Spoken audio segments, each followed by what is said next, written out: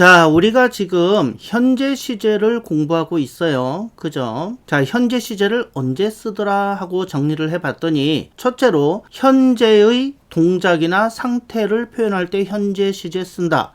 너무너무 당연하고 빤한 얘기라 볼 것도 없고요. 두 번째로 지속적인 동작이나 상태를 나타낼 때 현재 시제를 쓴다 그랬어요. 자, 근데 이게 영어만 그런 게 아니고 분명히 제가 보여드린 대로 우리말도 그렇다 그랬어요. 그죠? 세 번째로 시간이나 조건을 나타내는 부사절에서는 미래 대신에 현재를 쓴다 그랬어요. 그러니까 이 얘기는 뭐냐면 시간, 조건, 부사절에서는 미래를 쓰면 안 된다라는 얘기예요. 미래를 표현할 때 미래를 쓰지 않고 현재 시제를 써서 표현한다라는 얘기입니다. 그러니까 시간이나 조건, 부사절에서는 미래를 표현한답시고 미래 시제를 쓰면 안 되는 거예요. will, shall 이런 거 집어넣으면 안 된다는 얘기입니다. 그래서 지난 시간까지 시간 부사절에 대해서 자세히 살펴봤고 오늘은 간단하게 조건 부사절을 살펴보고 그 다음에 여러분들 많이 들어보셨던 왕래 발착 동사에 대해서 한번 살펴볼 거예요. 자, 조건 부사절, 조건이라는 거는 만약에 이런 뜻이죠. 영어에서는 보통 if 요 접속사를 가지고 많이 표현을 합니다. 자, 그런데 이렇게 조건을 나타내는 부사절에서도 미래 시제를 쓰지 않고 현재 시제를 쓴다. 미래를 표현할 때 미래 시제를 쓰지 않는다. 이 부분을 오늘 다시 확인을 해볼 거예요. Can you help me? 나를 좀 도와줄 수 있겠니? Tomorrow. 내일 그랬어요. 내일 벌어지는 일이니까 미래겠죠. If you are free. If you will be free. 네가 한가하다면, 시간이 있다면, 나를 도와주는데 네가 시간이 있다면 그런 조건이 성립된다면 도와줘 이런 얘기죠. 그래서 if 이하는 지금 조건을 나타내는 부사절이고요. 조건 부사절에서는 미래 시제 대신에 현재를 쓴다 그랬으니까 여기에 정답은 are 요게 되는 거죠. 여기에 will be를 쓰시면 안 됩니다. 자, 그 다음 문장 하나 더 볼까요? I will not start. 나는 출발하지 않을 거야. If it rains, will rain tomorrow. 내일 비가 온다면 출발을 안 할 건데 출발을 안 하는 그 조건이 뭐냐? 비가 오는 경우에 비가 온다면 출발을 안 할 거다라는 얘기예요. 그렇다면 역시 내일에 관한 얘기예요. 그러니까 미래에 관한 얘기입니다. 그러니까 원칙적으로는 will rain 이렇게 미래 표시를 해줘야겠지만 시간이나 조건을 나타내는 부사절에서는 미래 시제를 쓰지 않고 현재 시제로 대체합니다. 그랬으니까 여기에 정답은 rains 이렇게 되는 거예요. 근데 제가 다시 한번 한국어도 예를 들어 드려 볼게요. 자, 저 문장을 보면은 나는 출발하지 않을 거야. 내일 비가 온다면, 내일 비가 오면, 우리말도 이렇게 표현을 하죠. 비가 온다면, 비가 오면 이렇게 현재형으로 표현합니다. 한국어 미래 시제를 써갖고 내일 비가 올 거면 이런 식으로 잘 안 쓰죠. 그래서 우리말도 야, 나 내일 비 오면 안 가 이렇게 할 때 비 오면 우리말도 분명히 이렇게 조건 부사절에서는 미래 시제 대신에 현재 시제를 쓰고 있어요. 그러니까 이게 영어만 그런 게 아니다라는 거. 그래서 제가 다시 한번 말씀드리고 싶은 거는 영어는 정말 이상한 법칙이 많네. 이것도 외워야 되고 저것도 외워야 되고 이런 게 참 많네. 이런 생각하지 마시고요. 한국어하고 비교를 해보시면 상당 부분 한국어도 영어와 겹치는 부분이 많더라. 영어가 이상한 게 아니구나. 이렇게 생각을 해 두시면은 영어에 대한 어떤 거리감이나 적개심이라든가 투덜대는 마음이 없어지실 수 있을 거예요. 자, 그 다음 예문 한번 또 볼까요? Nobody knows. 아무도 몰라요. If it rains, will rain a month from now. A month from now 하면은 한 달 후에 라는 뜻이에요. From now, 지금으로부터 한 달 후라는 얘기입니다. 자, 여기에는 rains, 현재형이 맞을까요? will rain, 미래형이 맞을까요? if가 붙었다고 해서 무조건 현재형 이렇게 생각하시면 곤란합니다. 그러니까 대다수의 학생들이 시간, 조건, 부사절에서는 미래 대신에 현재를 쓴다 할 때 이 내용을 자세히 살펴보지 않고 예문에 주로 나오는 게 접속사 when, 또는 if 이런 것들이다 보니까 단순화시켜서 접속사 when이 붙거나 if가 붙으면 미래 안 쓰고 현재 쓴다 이런 식으로 외우는 학생들 많거든요. 그래서 여기에서 보니까 if가 붙었거든. 그래놓고 if가 붙으면은 현재형 쓴다 그랬지. 그러면 rains가 정답이네. 이렇게 선택하면 틀린다라는 얘기예요. nobody 아무도 knows 몰라요 이런 뜻이죠. nobody가 붙었으니까 부정어예요. 아무도 몰라요 뭐를 이렇게 나오겠죠. 그러면 if 이하는 목적어로 쓰인 거예요. 목적어로 쓰였다면은 품사적으로 명사라는 얘기겠다. 그죠? 그러면 저 if 이하는 부사절이 되나요? 명사절이 되나요? 그렇죠. 명사절이에요. if가 명사절을 이끌 때는 만약에 라는 뜻이 아니고 뭐뭐인지 아닌지 이런 뜻이라 그랬죠. 여기서 if 이하는 목적어로 쓰였고 목적어로 쓰였다는 얘기는 부사절이 아니고 명사절이란 얘기예요. 그러니까 이런 경우에는 미래 시제는 그대로 원래대로 미래 시제로 써라란 얘기예요. 부사절에서 시간이나 조건을 나타내는 부사절에서 미래 대신에 현재를 씁니다. 그랬으니까 얘는 부사절이 아니니까 여기에 해당하지 않아요. 미래는 말 그대로 미래로 쓰셔야 됩니다. 그래서 여기에 정답은 will rain 이렇게 쓰시면 돼요. 자, 근데 우리말도 그런가 한번 살펴볼까요? 아무도 모른다. 뭘? 한 달 후에 비가 올지 말지 이렇게 얘기하나요? 한 달 후에 비가 오지 말지 이렇게 얘기하나요? 그쵸. 우리말에서도 아무도 몰라요. 한 달 후에 비가 올지 말지는 아무도 몰라요. 올지. 역시 우리말에서도 이렇게 미래형을 쓰고 있어요. 보세요. 우리말도 영어하고 이렇게 똑같이 일치해서 쓰이고 있잖아요. 그러니까 영어 문장만 보고 영어 문법만 쳐다보면 안 되고요. 우리말하고 정확하게 비교를 해서 보시면 우리말도 그렇게 쓰네. 영어가 이상한 말이 아니네 이런 생각이 드시면서 영어가 좀 더 친근하고 편안하게 느껴지실 수 있어요. 자, 이제 현재 시제의 마지막 파트 뭘 알려드릴 거냐면 왕래 발착 동사에 대해서 알려드릴 거예요. 여러분들 학창 시절에 왕래 발착 동사 들어보신 적 있으실 거예요. 왕래 발착 동사에서는 미래 대신 현재 시제를 쓸 수 있다 이런 원칙이 있는데 이 짧은 원칙을 요즘 학생들한테 가르치기가 너무 어려워요. 왜 어렵냐면 두 가지 문제점이 있어서 그렇습니다. 요즘 학생들뿐만 아니라 이건 사실 대부분의 많은 사람들이 갖고 있는 읽기상의 문제이기도 한데요. 보통 사람들이 글을 읽을 때 임의 조항하고 의무 조항에 대한 인식을 별로 안 하고 읽는 경우가 많아요. 여러분들 예를 들어서 시간 조건 부사절에서는 미래 대신에 현재를 쓴다. 써야 한다. 이 얘기는 뭐냐면 의무예요. 미래 시제를 쓰면 안 되고 반드시 현재 시제를 써야 한다라는 얘기입니다. 미래 시제 쓰면 틀린다고 했죠? 자, 그런데 왕래 발착 동사의 규정에는 어떻게 나와 있냐면 왕래 발착 동사에서는 미래 대신에 현재를 쓸 수 있다. 이렇게 나와 있어요. 쓸 수 있다. 이 얘기는 뭐냐면 안 써도 되는데 써도 좋다 이런 얘기예요. 이거는 미래 시제, 현재 시제 모두 선택 가능하다라는 얘기예요. 이런 걸 우리가 임의 조항이라 그럽니다. 의무 조항은 반드시 따라야 되는 거. 임의 조항은 뭐 따라도 되고 안 따라도 되는 거 이런 걸 얘기하는 거예요. 그래서 많은 학생들이 요거를 잘 안 보다 보니까 나중에 저한테 엉뚱한 질문을 하는 경우가 많이 있거든요. 그러면 제가 학생들한테 요런 예를 들어줍니다. 자, 도둑이 한 명 있었어요. 근데 이게 도둑질을 하고 나서 자수를 하고 싶은 거예요. 근데 어서 듣긴 들었어. 자수를 하면 형벌을 감해준다, 깎아준다 라는 얘기를 어디서 들었어요. 그래서 경찰서에 가서 자수를 했습니다. 그래서 재판을 받게 되었는데 판사가 형을 깎아주질 않는 거예요. 있는 그대로 형벌을 때려버리는 거예요.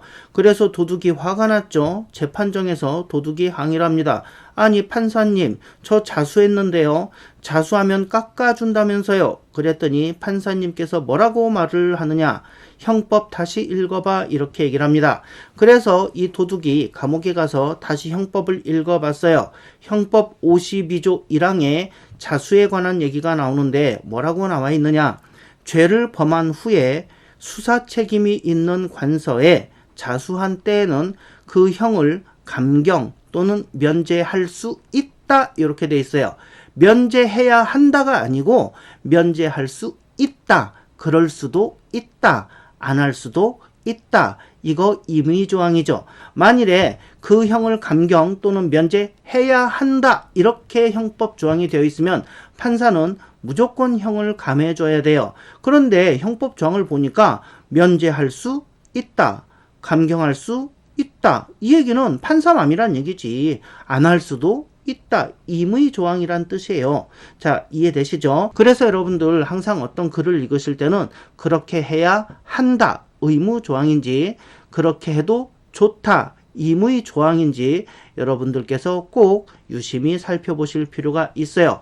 저 조항을 보면 또 재밌는 게 하나 있죠. 수사 책임이 있는 관서에 자수해라. 즉 검찰이나 경찰 같은데 그런 데에 자수해야지 가족한테 자수하고 친구한테 야 나 도둑질해서 자수하고 혹은 아무도 없는 대나무 숲에 가서 저는 도둑질했지요 하고 혼자 자수한 거 의미 없다라는 얘기입니다. 그래서 여러분들 앞으로도 공부하실 때 어떤 법칙이 나오면 뭐뭐 할 수 있다 이렇게 나오잖아요. 그러면 안 해도 좋다란 얘기예요. 네 맘이다 란 얘기예요. 하지만 뭐뭐 해야 한다 그러면 반드시 그걸 따라야 하는 의무조항이라는 거 여러분들이 잊지 마시기 바랍니다. 그래서 저 왕래 발착 동사 조항을 보시면은 미래 시제 대신에 현재 시제를 쓸 수 있다 그랬어요. 그러니까 미래 시제를 써도 되고 현재 시제를 써도 된다. 네 맘이다 이런 얘기입니다. 하지만 간단한 것을 선호하는 게 어느 나라 말이나 그 특성이고 본질이죠.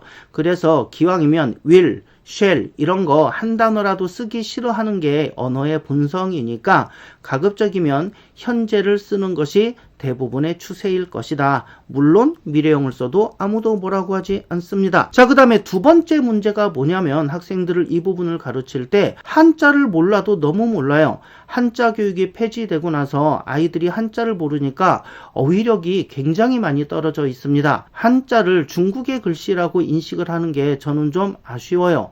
한자는 중국의 글씨가 아니고 그렇다고 제가 우리나라 글씨란 얘기가 아니에요. 이미 우리나라 단어에 많이 스며들어 있잖아요.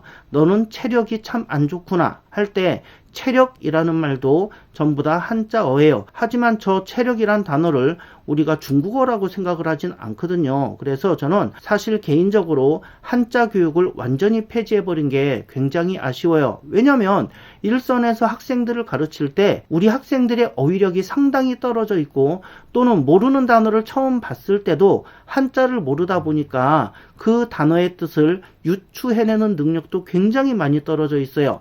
그래서 일선에서 강의를 했던 그런 사람으로서 한자 교육이 폐지되는 건 개인적으로 상당히 아쉬운 부분입니다. 그래서 이 왕래발착 동사라는 말이 여전히 어떤 문법책이라든가 인터넷상에서 또는 수업에서도 쓰이고 있는 말인데 요즘 학생들은 이 뜻을 잘 유추를 못해요.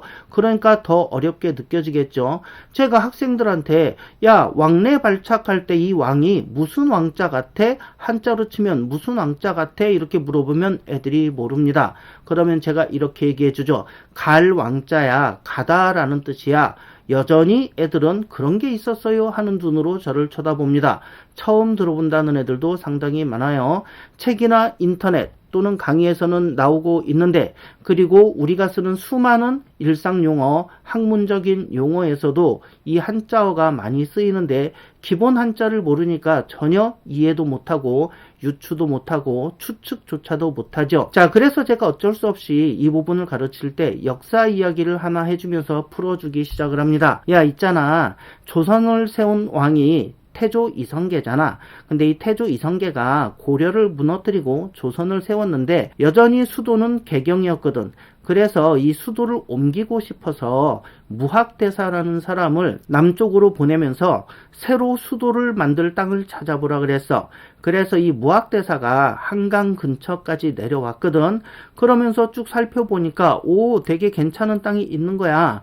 야 여기 좋겠다 이렇게 생각하고 있는데 옆에 밭에서 소를 끌고 밭을 갈던 농부 할아버지가 갑자기 소한테 막 욕을 하는 거야. 이러 이놈의 멍청한 소야, 일 좀 똑바로 해라. 에라, 이 무화기 같은 놈아, 이 무화기 같이 멍청한 놈아, 이러면서 막 욕을 하는 거야. 근데 소한테 욕을 하는데 무학대사가 듣다 보니까 자기 이름이 나오잖아. 에라, 이 무화기처럼 멍청한 놈아. 무학대사가 깜짝 놀라가지고 야, 보통 사람이 아니구나 하고 그 노인한테 가서 도와달라 그랬어. 그랬더니 그 노인이 야, 너 지금 새로 수도를 정하려고 터를 잡고 있는 거잖아. 여기가 아니야. 여기서 심리만 더 가. 심리를 더 가. 이렇게 얘기를 했어. 그래서 무학대사가 그 농부를 만난 자리에서 심리를 더 가서, 심리면은 지금 대충 4km 정도 되거든. 심리를 더 가서 새로운 수도터를 정했고 그 자리에다가 궁궐을 세웠는데 그게 경복궁이야. 그러면 무학대사가 이 노인을 처음 만난 그 자리가 어디냐면 지금 왕십리야. 왕십리. 니네들 왕십리는 알지? 왜 왕십리냐면 왕, 가라, 심리, 심리를 더 가라, 요런 뜻이야.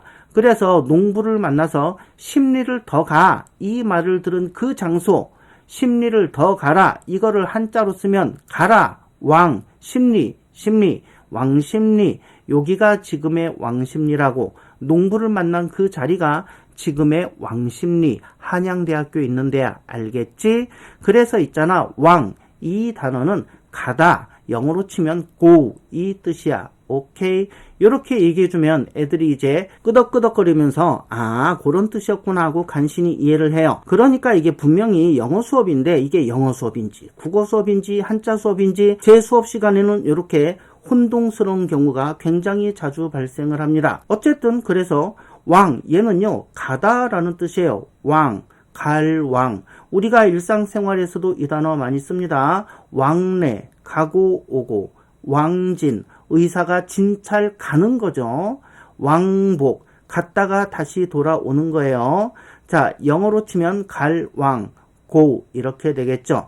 왕래할 때 레는 오다라는 뜻입니다. 올 레자죠. 내일, 앞으로 올 날, 내일. 그 다음에 우리가 흔히 쓰는 내한 공연, 한국에 와서 공연을 한다는 얘기예요. 올래, 오다라는 뜻이니까 come, 영어로 쓰면 요 단어가 될 거예요. 그래서 왕래 하면은 가고 오는 것 이런 뜻이에요. 그 다음에 발착은 뭐냐면 발, 출발이란 뜻입니다. 발사, 발차 이럴 때 많이 쓰죠. 영어로 쓰면 start, depart, leave 이런 단어들이 있을 거예요. 그 다음에 발착할 때 착은 뭘까? 발이 출발이면 착은 도착이란 뜻이겠죠. 그래서 애들한테 이렇게 얘기를 해줍니다. 야, 착은 도착의 착이야. 니네들 착불, 착신, 도착 이런 말 쓰잖아. 그러면요 애들이요 아, 착불은 알아요 이렇게 얘기를 합니다. 요즘 하도 택배들을 많이 시키니까 착불은 또 다 알더라고. 자, 우리 딸내미 어렸을 때 생일 선물 줬더니 너무너무 좋아합니다. 그래서 할머니가 물어보죠. 아이고, 이 선물 누가 줬어? 그랬더니 이 딸내미 한다는 말이 택배 아저씨 이렇게 얘기를 하죠. 아빠가 사줘도 엄마가 사줘도 딸내미는 택배 아저씨가 선물을 줬다고 우기던 그런 시절이 있었어요. 착, 도착하다. 영어로 쓰면 arrive 이렇게 될 거예요. 왕래 발착. 자, 이렇게 알려주니까 아이들이 너무나 좋아하는 거예요. 제 팬들이 많이 생겼습니다. 그래서 아이들이 종교를 만들었다니까 왕래 발착교. 제가 교주예요. 왕래 발착교. 그래서 아이들이 전부 다 왕래 발착교로 개종했어요. 여러분들도 왕래 발착교로 개종하세요. 왕래 발착 개종. 자, 개종 요거까지 처리를 할 거예요. 왕래 발착까지는 했으니까 개종, 개, 열개, 시작할 개 이런 뜻이에요.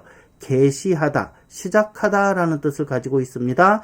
영어로 쓰면 start, begin 이 정도가 될 거예요. 그 다음에 종, 이거는 뭘까요? 마치다, 끝내다 이런 뜻이 되겠죠. 종점, 종강, 종료, 종말 이럴 때 우리가 많이 쓰는 한자죠. 그래서 개종, 시작하고 끝내고 이런 뜻이 되는 거예요. 끝내고 영어로는 finish, and 이 정도가 있을 거예요. 그래서 6글자로 여러분들이 행복해지실 수 있으면 좋겠어요. 여러분들도 개종하시라니까요. 왕래 발착 개종. 왕, 가다, 고, 래, 오다, come, 발, 출발하다, start, leave, depart. 착, 도착하다, arrive, 개시하다, 시작하다, begin, start, 끝내다, 마치다, finish, end. 여러분들 왕래 발착 개종하시고 복 받으시기 바랍니다. 자, 그래서 왕래 발착 개종 동사에서는 미래 대신에 현재를 쓸 수 있다. 써야 한다가 아니에요. 쓸 수 있다. 그러니까 미래 시제를 써도 좋고 현재 시제를 써도 좋다. 네 맘대로 하세요. 이런 뜻이에요. 하지만 아까 말씀드린 대로 가급적 간단한 표현을 선호하는 게 언어죠. 그래서 영어나 우리말이나 현재형을 더 많이 선호합니다. 자, 예문 한번 보시겠습니다. This bus, 이 버스는 will leave, 떠날 거예요. 출발할 거예요. at 7, 7시에 출발할 거예요. 이런 뜻이 되겠죠. leave, 떠나다, 출발하다, 왕래 발착 동사예요. 이렇게 will leave, 미래형으로 쓸 수도 있고요. This bus leaves at 7. 이렇게 현재형으로 써도 괜찮아요. 그러니까 두 문장 다 맞는 문장이고 둘 다 사용 가능한 거예요. 그럼 우리말에서는 어떻게 하나? 자, 이 버스 7시에 출발합니다. 출발할 거예요. 다 괜찮죠. 우리말도 다 괜찮네. 하지만 실제로 우리말에서도 이 버스 7시에 출발합니다. 이렇게 현재형을 더 많이 쓰는 건 맞아요. 그러니까 영어에서 왕래 발착 동사는 미래를 써도 좋고 현재를 써도 좋다.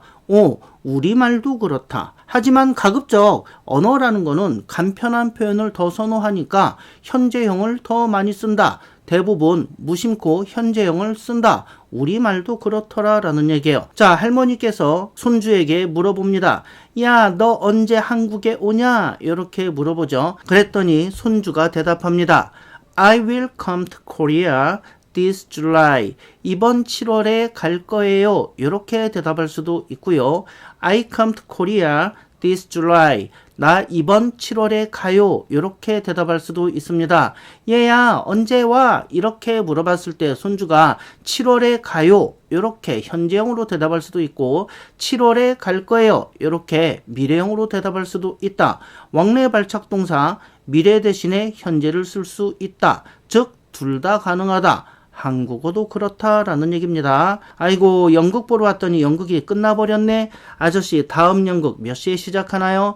The next play, 다음 연극은 will begin, 시작할 겁니다. at 10 p.m, 밤 10시에 시작할 거예요. 이렇게 미래형을 써도 괜찮고요.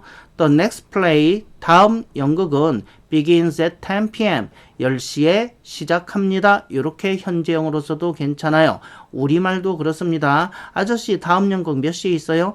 다음 연극 10시에 시작해. 이렇게 현재형으로 많이 대답하죠. 물론 미래형도 가능합니다.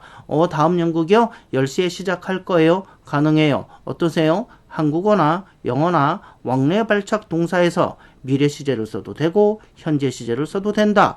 용법이 같다. 이리 써도 되고 저리 써도 된다. 즉 시험에는 잘 안 나온다는 얘기예요. 왜? 이렇게도 맞고 저렇게도 맞으니까 특별히 신경 쓸 게 별로 없다라는 얘기입니다. 자, 그래서 여러분들 오늘 왕래 발착 개종 동사까지 정리를 하셨어요. 정리 한번 해볼까요? 현재 시제는 언제 사용하나? 첫째, 현재 동작이나 상태를 표현할 때 쓴다. 너무너무 당연한 얘기. 두 번째, 지속적인 동작이나 상태를 나타낼 때도 쓴다. 이건 우리말도 그랬다. 세 번째, 시간, 조건을 표현하는 부사절에서 미래 대신에 쓴다. 미래 대신에 써야 한다. 이 경우에는 미래 시제 쓰면 안 됩니다. 우리말도 그렇더라라는 거 여러분들 확인하셨어요. 네 번째, 왕래 발착 개종 동사에서 미래 대신에 쓸 수 있다. 써도 좋고 안 써도 좋다. 왕래 발착 개종 동사에서는 미래도 좋고 현재도 좋다. 이리 써도 좋고 저리 써도 좋다. 즉 시험에 낼 일이 별로 없다. 왜? 어떻게 써도 다 맞으니까. 그런데 역시 영어만 그랬나? 그쵸, 우리말도 그랬어요. 자, 이렇게 여러분들 현재 시제가 도대체 언제 쓰이나 하는 부분을 쭉 정리를 한번 해봤습니다. 다음 영상 과거 시제와 현재 완료 시제를 시작을 할 겁니다. 자, 시청해 주셔서 감사합니다. 저는 다음 영상에서 뵙도록 할게요. 끝이에요.